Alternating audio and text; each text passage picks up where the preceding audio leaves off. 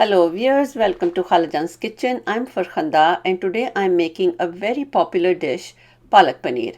Traditionally, it's made with fresh spinach leaves which are blanched and then put in cold ice water and blended to make a puree.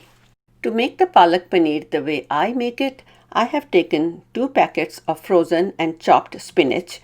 Each packet weighs 300 grams. If you wish, you can make it with just 1 packet. You will have to adjust the other ingredients accordingly. I've taken 1 medium onion and chopped it finely. 5 cloves of garlic, also chopped finely. I have taken 4 tablespoons of tomato puree. You can substitute this with 1 medium puree tomato. I have here 1 tablespoon of crushed ginger, 1 teaspoon of whole cumin seeds, 3 dried red chilies which I broke into small pieces, 1 teaspoon of garam masala, half a teaspoon of turmeric powder, 1 teaspoon ground cumin, and 1 teaspoon of ground coriander. I will also take 1½ teaspoon of salt.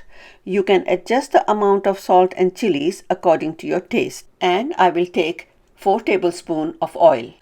There is one thing that I do extra, and that is tempering. And for that, I will be taking 2 tablespoons of oil, half a teaspoon whole cumin, and half a teaspoon red chili flakes. You can omit this part if you wish. For the paneer, I am taking 1½ liters of whole milk. You can use 2%, but whole milk makes a creamier paneer. And to curdle the milk, I am taking 4 tablespoons of vinegar. Making paneer is a very simple process. So let's start. I put the milk in a pot and placed it on medium-high heat.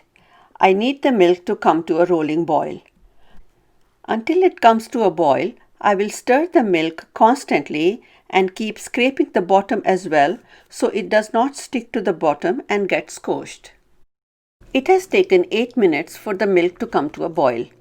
I will add the vinegar 1 tablespoon at a time.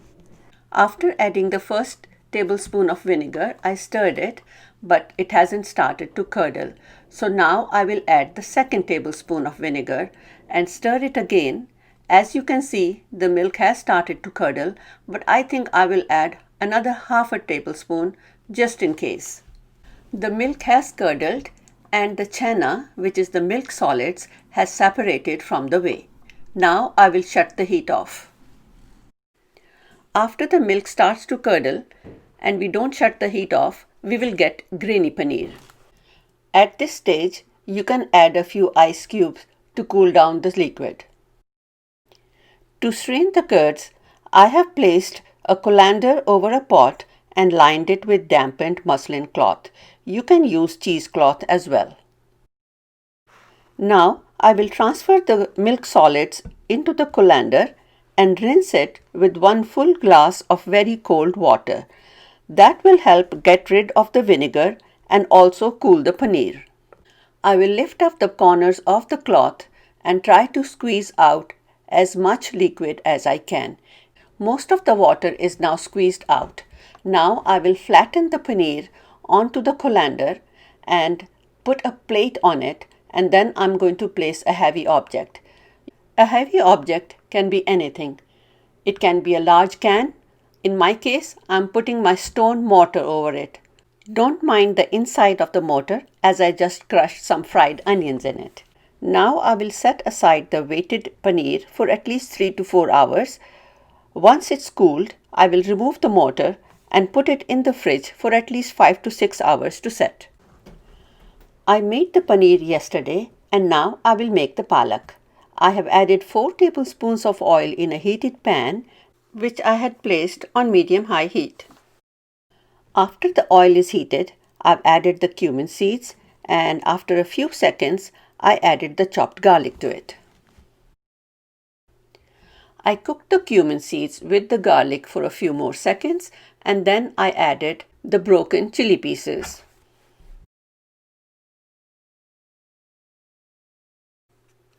I cooked the 3 things for another 30 seconds but made sure that the garlic does not burn. And now I will add the chopped onions.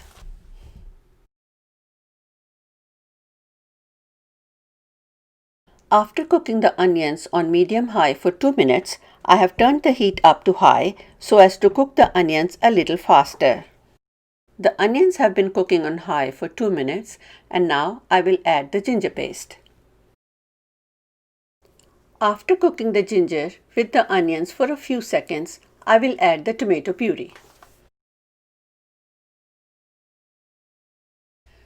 After mixing the tomato puree with the onions, now I will add the garam masala, the ground coriander, ground cumin and 1½ teaspoon of salt and then mix them together as well. While I was making the masala, I had placed the spinach in a colander to drain. And now I will add half of it to the masala, mix it and let it cook while I blend the other half with 1 cup of water. Usually, the entire amount of spinach is pureed before adding it to the masala, but I like some texture, so I puree only half of it. Now I will add the pureed spinach to the masala and lower the heat from high to medium-high. Spinach has been cooking for 2 minutes now and it's a bit thick, so I rinsed the blender jar with 1 cup of water and added it to the pot. I cooked the spinach for another 3 minutes and now it's ready for the paneer. I cut the paneer in cubes before adding it to the spinach and now I'm going to stir it very gently so as not to break the cubes. You can add store-bought paneer as well, but the homemade paneer is much better in quality and taste. To make the dish vegan, you can add firm tofu instead of the paneer. For tempering, I have heated 2 tablespoons of oil in a pot and added half a teaspoon of cumin seeds. I will cook them until they start crackling and then I will add half a teaspoon of the red chili flakes.